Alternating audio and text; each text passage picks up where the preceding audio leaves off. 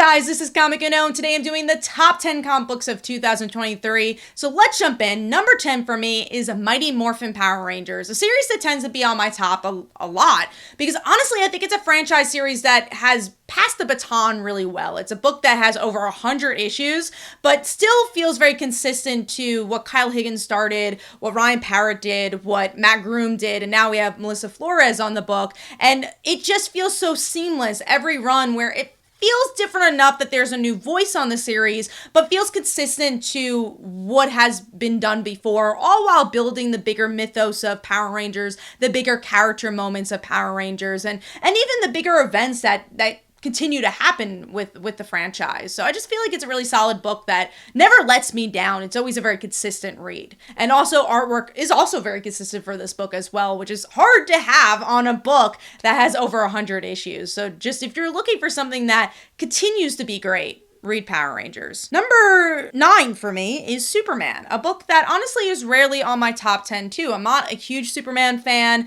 I've never really could point anyone to a direction of like, that's the best Superman run. That's a great Superman run. Because I've never really connected to a run in that way, unless it was a mini series or maybe a maxi series.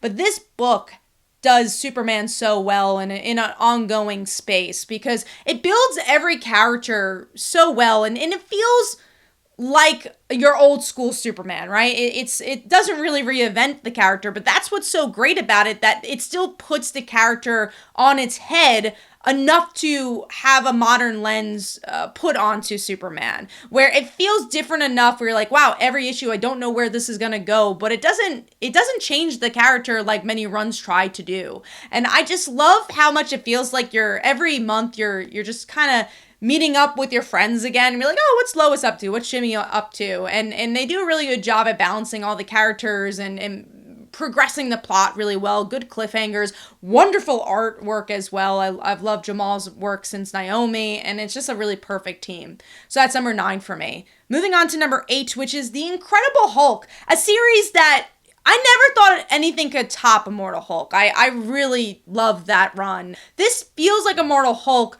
but feels different enough that it doesn't feel like a carbon copy, where with this series, it has the monster horror aspect to it. It feels really gritty. Obviously, like every Hulk series, it questions, well, who's the person in the seat? Is it Bruce Banner? Is it Hulk? And adding the POV character of Charlie, I thought was brilliant, because you are going on a new adventure with her, and you're like, oh, what's her past about? Like, what's her friendship with Hulk, and who is the Hulk in her eyes?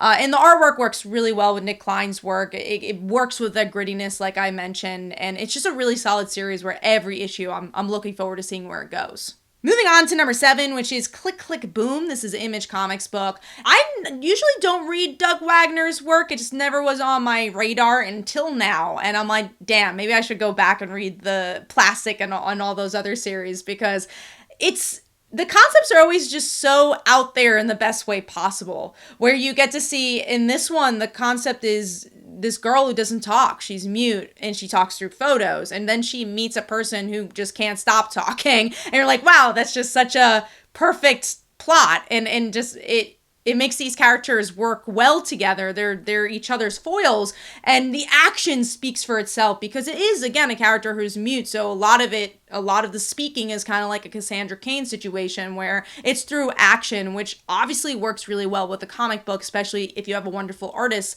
like this series does. So that's number 7 for me. Moving on to number 6, which is Dark Ride, another Image comic book. I love Joshua Williamson's writing. I already talked about Superman, so of course I'm going to talk about Dark Ride. I'm a big theme park fan. I like the whole mythos of theme parks and the backstory of different rides and different fandoms within theme parks, and that's really built in here, all while you're telling a more horror angle. And honestly, this book has changed so much from issue 1 to I think we're up to issue 10 or so right now, and the characters have developed so far. You don't really know where the series is going, and there's still the analysis of the idea of theme parks, but there's this greater story about family and horror that's being told here. So let's move on to number 5, which is Mary Jane and Black Cat.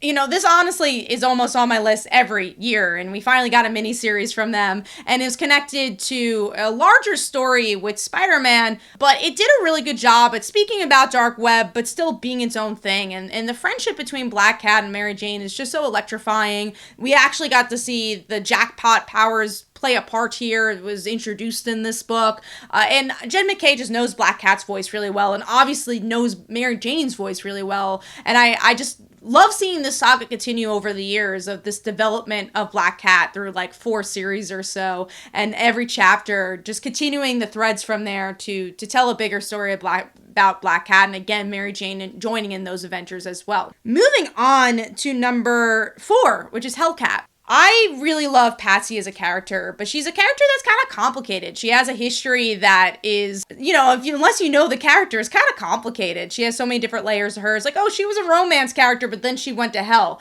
And this book does a really good job at celebrating everything that's come to Patsy and telling a really internal story about her fears, about who she is as a person, because is she a good person? And it's a murder mystery in the mix of it all, and you're like, okay, well, did she kill someone? Is she a good person? So it's just all these different layers that just works as a love letter to Patsy. So if you're a Patsy Walker fan, I think this is the best series you're going to get from her, because it really does celebrate who she is. Moving on to number 3, which is Kill Your Darlings, a book that just started, and every issue has really topped itself. It's a book that I keep saying, if you want to get into comic book writing, this teaches you how to write comics, especially from the point of view of issue 1, where you get to see the introduction of this girl who might have killed her mom. And you're like, wait, how does this happen? And you're building this bigger world of her imaginary friends in this imaginary world of like, okay, maybe this is bigger than that. Maybe they're real. And what was really smart in issue 2, you get this fast forward of her being a teenager. So you get to see her react to what happened as a kid, now through more of adult eyes. I'm guessing we're going to see that continue as the series goes on. And the artwork is just superb for this book. It's just such great character work, such great world building, and I'm just enjoying the ride. I'm really enjoying that book. Moving on to number 2, which is Punisher, a character I never thought would be in my top 10. I've never liked Punisher that much, but I think that's why I like this book so much. It reinvented the character, and what I personally really like, and take away that he has different weapons in this book. I really enjoyed his wife. I really liked seeing a character that was just a footnote become an actual character, get to see through her eyes who the Punisher is, and the flashbacks were done so well. I like that there's 2 artists on the book. You get a little bit more of the Marvel mythos too with the hand. I just thought it was something different for Punisher, and I like a run that does something different. And I personally think actually builds upon what the Punisher is all about, especially with his origins with his wife. So that's number 2 for me. Number 1 should be pretty obvious if you've been following the reviews all year, and that's Second Coming Trinity. It was my pick of the week almost every single video. I love this book from volume 1. It's just such a perfect book for me. The commentary on religion, but also just the commentary about family. It's a commentary about fatherhood, about the world and how we see things, and it's funny. It's a funny book with action and just interesting characters. It's just everything wrapped in one for me. As a superhero fan, I like the superhero-esque stuff. I like a good, existential book. So obviously it's very existential if you're talking about religion and the afterlife. And this book does even a little Superman in there too, where the character of the child is the idea of like Jesus, but then also the idea of what a superhero is in American mythology. So it just breaks down what we love about comic books, and we look at what we like about the superhero genre and also puts that on its head. So I just love the book. Can't wait for another volume. The artwork